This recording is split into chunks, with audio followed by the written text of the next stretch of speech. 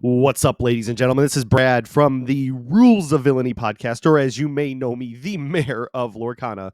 It is a dreary, rainy Saturday morning, but it is Saturday morning, which means it is time for another local meta report. And what that means is this is a video series in which I walk you through the latest and greatest of competitive decks in the St. Louis community over the course of the week of constructed Disney Lorcana events and showcase the players and local gaming stores of our community. That being said, we have 11 decks today. The bad news or good news, depending on who you are, what side of the table you are on.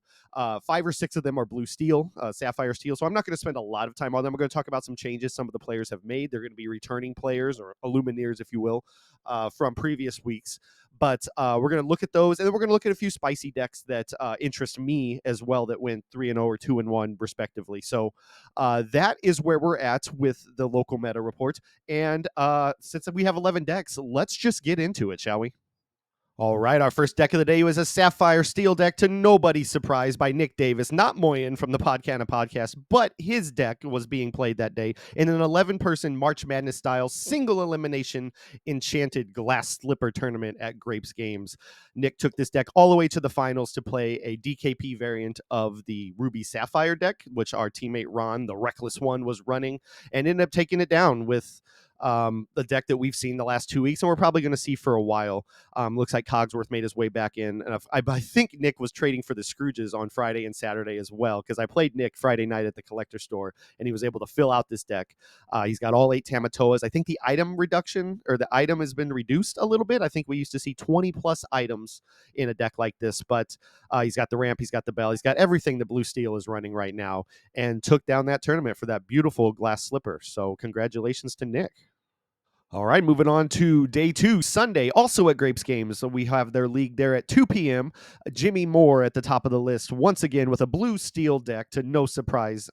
We are running a more aggressive blue steel here rather than the Tamatoa items package here, where he's just trying to curve out on play here. He doesn't even have any ramp. He is just playing his 1, his 2, his 3, all the way up to 20 lore. He's got the Mulan to filter out some of the cards in his hand with a draw discard on turn 1. And then you got Calhoun and Smee to aggressively get board presence and just keep questing. The Alice is making her way back. I think she's been a good card for the last 2 sets and finally finding her place in blue steel permanently with the ward that she has, and given the ward to somebody else on quest. Very, very good card, and we'll balance it out with Lawrence, Pete to stop your actions, Hiram for the draw, of course, and Pluto to protect everything that's been played before him. Baymax is such a fun card, and again we see Cogsworth, who has been a staple in blue steel for a while, but blue steel kind of fell off until recently, right? And he's back, and he's protecting everybody with that resist +1, and then, of course, Manners. Manners are in this version of the deck as well, and it just looks really solid. I think we saw Andy do something similar with this last week, and to great success at a 3-0 at Bodach. So this is the version of the deck that I really, really like. And yeah, congrats to Jimmy. Congrats to Jimmy. All right, our third deck of the day is Triss at Grapes Games, who went 2-1 with a new revamped Blurple. His only loss of the day was to Jimmy, who we just talked about. Jimmy was actually the one who reached out to me and said, hey, Triss is running a new version of Blurple that I think you should check out, because everybody knows me here as the Blurple guy. And this is something I've been wanting to do for a while, at least when the set dropped. The new dual ink cards are all Frozen related between the 2 colors of Sapphire and Amethyst. I've had a Frozen thematic deck just built for funsies for weeks, because the 2 colors are riddled with those characters. But yeah, the new dual inks, the thematic ones, are Anna, Elsa, and Sven. I know Sven got a lot of flack when he came out for being somewhat of a worse 5th Spirit Elsa, which to some degree he is. But I think between the synergy with the new Anna shift, or not shift, but the support Anna on 4, and then him coming out on 5, she's got support, makes him a 4/6 with rush, and allowing you to reduce is the word I'm looking for, the strength of whatever he's charging into, makes that a really cool combo. We got a new shift Elsa here with 4. She's got a lot of text, which means that there's a lot of ifs and to activate her fullest potential. But if you're running enough Annas, that will actually happen, right? So I think, you know, Ravensburger's plan here with the Duel Link theme is to make a fun frozen deck, and there's plenty of Annas and Elsas to do that. What one of my favorite cards is, and when it was revealed became something I wanted to try to implement, was this 2-cost Mattias, who whenever he's on board, any queen character has ward, and that includes every Anna and every Elsa. I think there is something fun to be done in Blurple with all these frozen cards, because the Annas that already exist in Amethyst have a lot of lockdown features. Exert this character, exert all characters, and then Elsa and Anna, the combo here with the Dual Inks, keeps them frozen. So you're just locking down the board. Blurple's always had an issue with mass board wipe. If you go wide on Blurple, it's hard to get rid of. But if you can, it's hard to come back from that. But if you can lock down the board like you can with the Shift Anna from a couple sets ago, I think there's something there. But the problem is right now that a lot of the decks move fast, and then a lot of the decks have a lot of free stuff, like as we've seen with a lot of the Sapphire decks. Um, in this case, he is running the Bell as well, so we got the Popsicles in there. He did double his chances of getting Bell on turn 1 by adding 4 Retrospheres, which I think is inspired. What the Retrosphere does is it comes out for 1, and then if you banish this card with 2 ink as well, you can return any item, location, or character back to the player's hand that costs 3 or less. And that includes this Bell that's just been plaguing us with her presence on the board, right? So I think that's a decent turn 1, especially if you miss the Bell to bring her out for free. Well, now you have a resource to get rid of the other Bell. It's going to take 2 turns, but if you play a character on 2 and then have the ink to remove the Bell on 3, it doesn't feel good tempo wise, but I feel like in some cases like that might be good. The more I talk about it, I don't know. The purpose of that card in there is to get that Bell out on 1 and double the chances of doing that. He has have a lot of 1-ofs in here, but this is his first week running it, so I know it's not optimized. I wouldn't feel good you know running this deck myself, and then saying that it's good without practice and everything, right? And that's what Triss is doing here. He's a really good player over at Grapes, and he found success with this. And I think this is the beginning of what could be an evolution of Blurple that excites me, because Blurple's been a lot of fun for a couple of sets. I think to me it just became, and I still enjoy playing it, don't get me wrong, but the Mim package, the Merlin package, all that stuff, all the bouncing, and then the ramp up to 7 and 8 was still fun, but I have this desire to change it and make this kind of Frozen-esque deck that that could be a lot of lockdown and a lot of instant lore. With we got the 2-drop Elsa here that whenever she quests and an Anna's on board, you gain an additional lore. It looks fun, and I was really excited to see Blurple be successful in a competitive week at Grapes. So congratulations to Triss. All right, moving to the other side of the river at Impact Gaming Center, we have Tom in first place at a 5-person league night, 3-0 here with a blue steel aggro deck. Unlike Jimmy, he is running turn 1 Captain Hook instead of Mulan, looking like and be, as the name says, a little more aggressive than the deck filtering that Mulan provides. The other changes that from the deck that we've seen already is Benja for a little bit of item control there on 3, as well as Grandma Tala, where that's where he is trying to get the deck filtering instead of turn 1. Otherwise, pretty much the same deck. He's adding 1 Tamatoa for item recycling here, get a little bit of extra draw there on turn 6 if he can get that 1-of out there. Part of me questions whether or not it's just because that Tamatoa is hard to get and he only has 1, or if it's just a spice to try to get more draw, more items back to get the Hiram package running, right, and gets even more draw from our favorite toy maker. But yeah, the same 1, 2, 3, all the way up to to 5 and 6 with Cogsworth, Pluto protecting everybody, Hiram drawing, and then the McDuck Manor, which is just the most popular real estate right now. So congrats to Tom over at Impact with another blue steel. All right, our 5th deck of the day is also at Impact Gaming Center, and also somebody named Tom, one of our locals, very great guy, running Chernodogs. The whole purpose of this deck is just get as many low-cost characters on the board as possible, get out this 7-cost Tramp to hand filter. What he does is whenever he comes out, you can draw and discard as many cards as you have on board.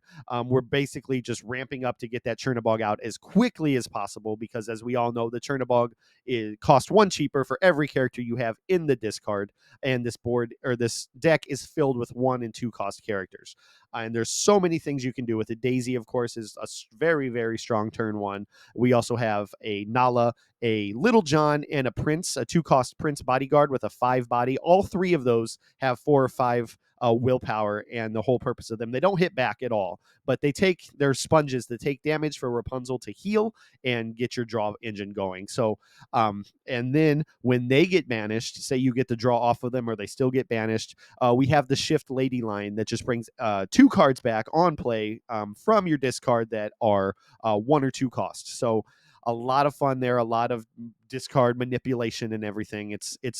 I played this week 1, had a great time with it, and it's a really, really fun deck, and happy to see Tom finding success with it. I believe he was probably 2-1 on the night. So yeah, another thing that I really like is the Pegasus line. I didn't have that in my first iteration of this deck. So shifting that Pegasus and making everything that you have on board evasive, potentially protecting them all for another turn.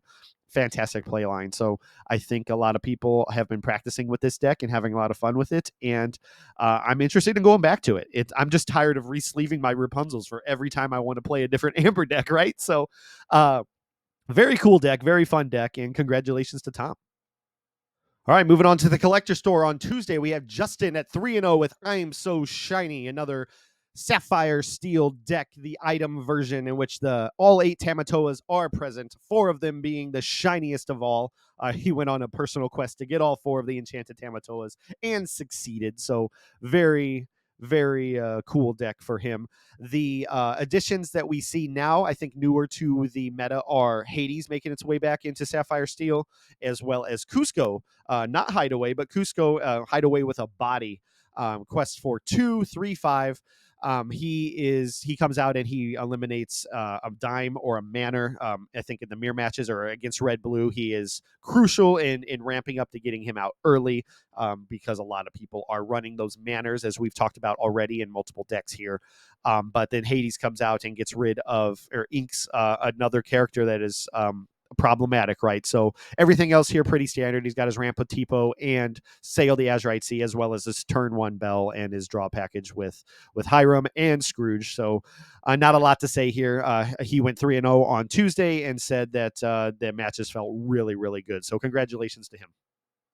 All right, moving on to Manticore Game Shop in St. Peter's on Thursday night. Megan, a teammate of ours at Rule of Villainy, went 3-0 with a Doc Aggro Amethyst Steel build. What she does with this deck is just quest, lore, as much as she possibly can. Very low to the ground with her Diablos and her Chernabog's followers, Magic Brooms, bouncing a little with Snake and Fox, and boosting things up with Crab. You got your Calhoun to challenge into for instant lore. You got your Smee who's questing until he can't anymore. You got your Goat, your White Lotus. That's an HBO show. Your White Rose. I've been talking for a while, guys.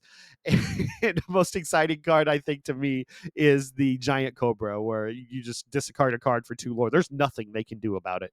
So adding a couple libraries in to get a little bit of draw off of anything that you banish that gets banished while in it, and then a little bit of removal with Strength of a Raging Fire.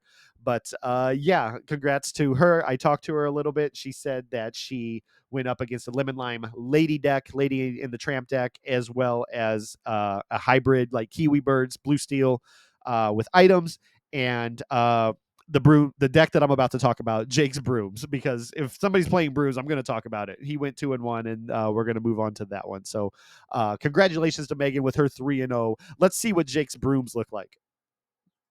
And here we are with my favorite deck of the week, because it's Brooms. Brooms is one of my favorite decks for a long time. I haven't changed my Broom deck since set 5. I've been trying to foil it out, and I don't know how to evolve it because I think it's just perfect. I love Brooms so much. But here's Jake's version of Brooms. He calls it Challenge Brooms. He's got everything that you need for a Broom deck with Yen Sid, the Sorcerer Mickey, to keep your Brooms from being banished and returning them back to your hand when challenging with them. You got your 2-cost evasive Broom, as well as your 1-cost, your 2-cost which is a fantastic. The Bucket Brigade is a fantastic card to get some cards out of the discard and back into the deck for the Lilos and the Dimes and whatever items that are troubling you in a item heavy meta, right? But the Rush Cogsworth is inspired if you need to challenge into something. The Giant Cobra is a good addition because it's just instant lore, as we saw in Megan's deck. They can't stop you from getting that. You discard anything, you get 2 lore when that Giant Cobra comes out to play. Of course, the Fox comes out for challenge. I do think Thebes is an inspired choice. The library, of course, is another one. The only location I run in my Brooms deck currently is the Sorcerer's Tower because it is just all gas. It is trying to. There's a little bit of control, but mostly get that tower out, move everything over, quest as much as you can, and take the game. But yeah, it's an inspired deck. I know that he's working on making it be as competitive as possible. We got Magical Maneuvers, Twin Fire, Restoring the Crown, and This Is My Family for a little bit of draw. Restoring the Crown is a fun deck or a fun card for any time you challenge after this card is played. It's a 6 cost unequal, so it is costly. But if you challenge after having played this, you get 2 lore. So that is a good surprise. He's only running one of. I understand why. It's very costly to do it, but if you can get that off, that would surprise a lot of people. Of course, you got your Rush Broom, you got your Merlin Goat for the instant lore. Just a fun deck overall. Like if you're ever looking for something fun to play, put together a Broom deck. There's so many iterations of Broom decks out there that it's literally so much fun, and I can't wait. And I'm gonna say it for you, Jake. Give us more brooms. We need more brooms. We need a Floodborn broom. We've been calling for him for a while. We got a big dump of brooms a few sets ago. Was it set 3? Well, I think we just got an influx. All these brooms came out, and then we haven't had a single one since. So hopefully we get some more broom stuff in the future, and hopefully we keep finding fun with decks like this. So congratulations to your 2-1 on the night with challenge brooms. And rounding out Thursday at Bodach's Games, we have Andy from Rules of Villainy going 3-0 with totally not a neck deck. He ensured me this was not a neck deck. This was a Rules of Villainy Andy original deck that didn't come from DKP in the LCCs earlier this week. Not at all. But it is a Ruby Sapphire deck. Protect the Manor version of it, of course. And he had success with it throughout the night. I don't have all of his matchups. I know his final matchup was against his wife, as it generally turns out to be most weeks, in which she was running the Karsten Princess deck with the Queen Sensor Core and basically all queens and princesses in there. But as we know from this deck, from this gripping games, I don't know if anybody watching this has seen it. I'm sure you probably have. DKP was playing Ed Chu in a streamed tournament game earlier in the week that was a mirror match for the ages. Absolutely some of the best Lorcana that I've seen in a while. And this version ended up winning it all, or winning that match, of course. And what it is it's just protect the manor. You're ramping up. You got all your actions. You want your shark out there, your half shark, to get start triggering lore from all the actions that you play. You get those actions back whenever he challenges in a turn, and then essentially you let your opponent do whatever they can or whatever they are willing to do up until the point that you can prepare them, and then you play those manors because they likely do not have a response to take care of those manors in a turn or two. So it's called Protect the Manor because you are getting that real estate out on the board and saying do something about it. And Andy played it to perfection on Thursday night to another 3-0. So congratulations to him.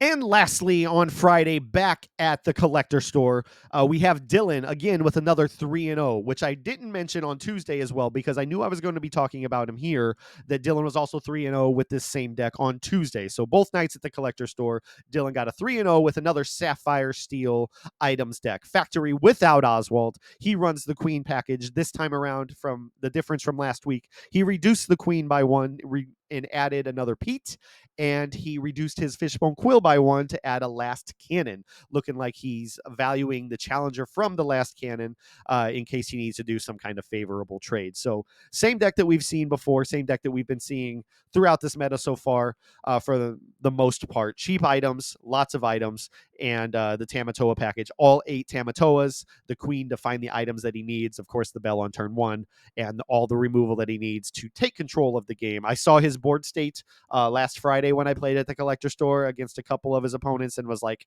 I want nothing to do with it. You got it, man. Congratulations to you on, I think that's 3-0s now, maybe even 4 if you're playing both nights of the week. So, yeah, Sapphire Steel is absolutely killing it. Congratulations to Dylan.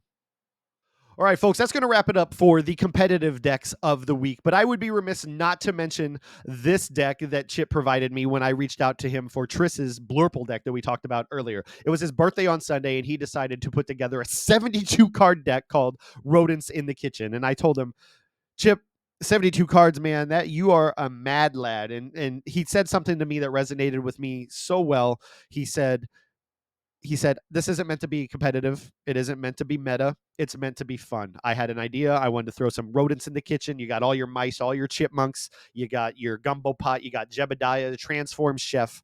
And he found himself going 2-1 with it. And I think that's a great thing to point out to the people who are trying to be, maybe too competitive or not having fun with the game. Is just have some ideas, build something that you like. And it's what Liam and Aaron have been saying at the Illumineers, our friends of ours, saying with their digital shorts these past couple weeks is play what you love. Make a Winnie the Pooh pirate deck. Make a Seven Dwarves Snow White deck. Whatever it is you like, make that deck, go have fun, because that's what this game is all about. And that's what Chip did here and found himself going 2-1 in a rather competitive field.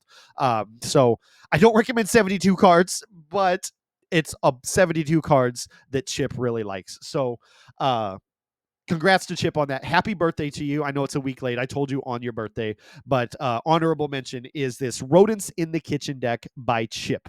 So congratulations to you.